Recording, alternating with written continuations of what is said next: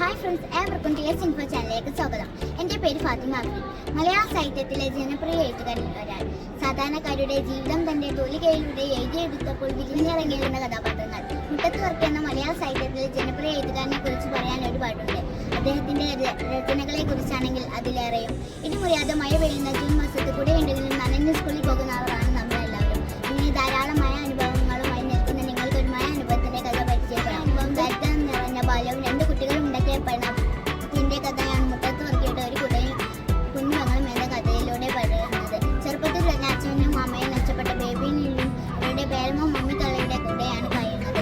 അവർക്കാണെങ്കിൽ ആ കുട്ടികളെ കണ്ണെടുത്താൽ കണ്ടുകൂടാ. സ്വന്തമായി കുടയില്ലാതെ ലില്ലി സ്കൂളിൽ പോകാൻ ഇറങ്ങിയപ്പോഴാണ് മഴ വരുന്നത്. പുറത്തെ വീട്ടിലെ പണക്കാരിയായ ഗ്രേസ് കൂടെ ചൂടി വരുന്നത് കണ്ട് നീ ഗ്രേസിയുടെ കൂടെ പോയിക്കോളൂ എന്ന് പറഞ്ഞ ബേബി സ്കൂളിലേക്ക് ഓടിപ്പോയി. ഗ്രേസ് പക്ഷേ ലില്ലിയെ കുടയിൽ കയറ്റിയില്ല. അവൾ ആ മഴയത്ത് അങ്ങനെ ഓടി. നനഞ്ഞാൽ മാറിയെടുക്കാൻ വസ്ത്രങ്ങളില്ല എന്നതിലേറെ അവളുടെ വിഷമം പുസ്തകങ്ങൾ നനയുമല്ലോ എന്നോർത്തായിരുന്നു.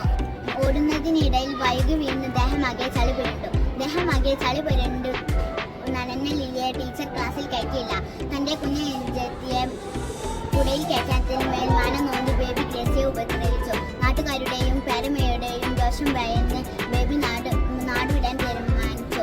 പോകുന്നതിനിടയിൽ തന്റെ കൂടപ്പിറപ്പിനോട് പറയുന്ന വാക്കുകളിലൂടെ സഹോദര സ്നേഹത്തിന്റെ മാതൃകയാണ് കാണിക്കുന്നത്. പേരമ്മയുടെ ഉപദ്രവം സഹിക്കാനാവാതെ പിന്നീട് അവരുടെ ചെറ്റക്കുടിൽ വിടാൻ നിർബന്ധിതയായി. ബേബി തീക്ഷ്ണമായ വഴിയിലൂടെ പോകുമ്പോൾ ലില്ലി ഒരു ഡോക്ടറുടെ കുടുംബത്തിൽ എത്തിപ്പെടുകയാണ്. ലില്ലിയിൽ നിന്ന് അവർ ബേബിയെ കുറിച്ച് അന്വേഷിച്ചിറങ്ങുന്നു. ഡോക്ടറുടെ കുട്ടികളെ സംഗീതം പഠിപ്പിക്കുന്ന സൗദാമിനി ടീച്ചറിൽ നിന്ന് അവർ ബേബിയെ കുറിച്ചറിയുന്നു. അങ്ങനെ ആ സഹോദരങ്ങൾ വീണ്ടും ഒന്നിക്കുകയുണ്ടായി. ബേബി പഠിച്ച് വലിയൊരു ഡോക്ടറായി. അവന്റെ ചികിത്സ കാരണം ഒരു യുവതിയുടെ ജീവൻ തന്നെ രക്ഷപ്പെടുകയും ആ യുവതിയും യുവാവും നൽകിയ പണം പക്ഷേ ബേബി സ്വീകരിച്ചില്ല. അവരോട് ഒരു കുട കൊടുന്നു തരാൻ പറഞ്ഞു. കുടയുമായി എത്തുമ്പോൾ സ്വീകരിക്കാൻ ലില്ലിയും കൂടെ ഉണ്ടായിരുന്നു. അത് ബേബി ലില്ലിയോട് അറിയിക്കുന്ന സന്ദർഭമാണ് എനിക്ക് ഈ കഥയിൽ ഏറ്റവും മനോഹരമായി തോന്നുന്നത്.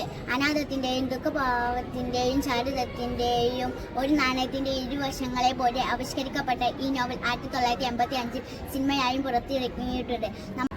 നമ്മളെല്ലാവരും വായിച്ചിരിക്കേണ്ട, നമുക്ക് ചുറ്റും കാണപ്പെടുന്ന ഒരു ജീവിത കഥയെ പരിചയപ്പെടുത്തിയ സന്തോഷത്തിൽ കൂട്ടുകാരെല്ലാവരും ഈ കഥ ഒരിക്കൽ കൂടി വായിക്കണമെന്ന് ഓർമ്മിപ്പിച്ചുകൊണ്ട് ഞാൻ അവസാനിപ്പിക്കുന്നു. നന്ദി.